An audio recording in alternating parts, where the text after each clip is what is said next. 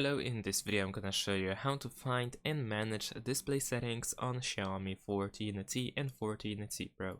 In order to do this, we need to open settings, and then in the settings you want to scroll down to find display and brightness. And over here you will find some options related to the display.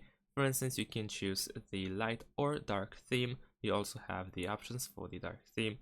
We have the screen brightness, which can be set to automatic as well, and if you don't use automatic, then you have the sunlight mode.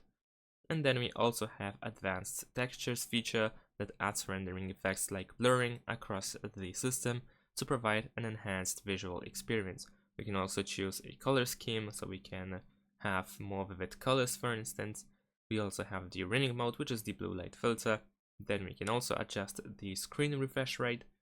And also we have the AI image engine that allows you to improve the displayed image or videos by enabling the super resolution or AI HDR enhancement or MEMC for additional video frames.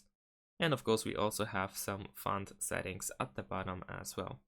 And that's pretty much it. Thanks for watching, leave a like and subscribe to my channel, and see you in my next videos. Bye.